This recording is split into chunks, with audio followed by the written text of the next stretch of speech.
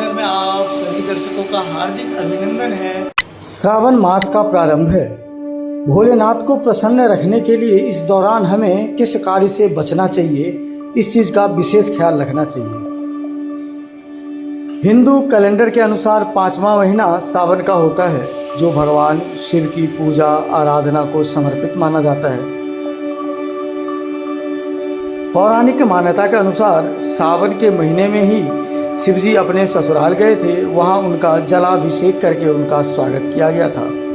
इसीलिए हर साल भूलोक पर अर्थात पृथ्वी लोक पर और पृथ्वी के वासियों के लिए सावन का महीना भोलेनाथ का आशीर्वाद पाने के लिए बहुत ही उत्तम माना जाता है। कहा जाता है श्रावण मास में भगवान शिव की भक्ति और पूजा अर्चना के लिए शास्त्रों में उपाय बताए गए हैं, लेकिन कुछ ऐसी बातें हैं जिनका श्रावण माह में पालन करना जरूरी माना जाता है, अन्यथा भगवान शिव की नाराजगी झेलनी पड़ती है। तो आइए जानते हैं कि ऐसा कौन सा क्रम है। शास्त्रों के अनुसार जो व्यक्ति सावन के सोमवार का व्रत रखता है उसे पूरे सोमवार का व्रत रखना चाहिए, कभी भी बीच में छोड़कर व्रत नहीं रखना चाहिए, अन्यथा भगवान शिव नाराज हो जाते हैं। दूसरी बात, मांस मदिरा से तो बिल्कुल ही दूर रहें। श्रावण मास में मांस मदिरा का सेवन से तो बिल्कुल ही दूर रहें। इन्हें हाथ लगाना भी नहीं चाहिए, बड़ी भूल माना जाता है। भगवान भोलेनाथ की कृपा प्राप्ति करने के लिए भक्तों को श्रावण मास में हमेशा ही सात्विक भोजन करना चाहिए।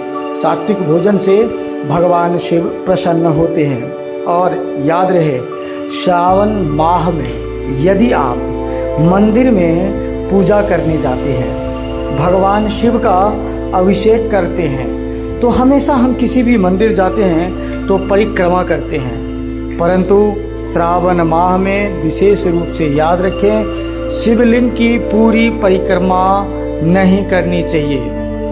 पूरी परिक्रमा करने से भगवान शिव नाराज होते हैं। इसीलिए जब भी परिक्रमा करें शिवलिंग की आधी परिक्रमा करें, क्योंकि भगवान शिव से को जो हम जलाभिषेक करते हैं वो कहीं वहीं निकलता है, उस स्थान को योनि का स्थान बना होता है, उस स्थान से निकलता है, उस स्थान को लांघना नहीं चाहिए, वहीं से वापस हो जाना चाहिए, फिर वहाँ से वापस होकर वहाँ तक जाए। ऐसा करके 3 परिक्रमा कर लेनी चाहिए, पूरी परिक्रमा नहीं करनी चाहिए। तो सावन माह में इस चीज़ का विशेष ख्याल रखना है। दोस्तों, इस प्रकार की जानकारी मैं आप तक देता रहूँगा। तब तक आप अपना ख्याल रखें, सुरक्षित रहें और भगवान भोलेनाथ की कृपा आप पर बनी रहे, ऐसी शुभकामनाएं हैं।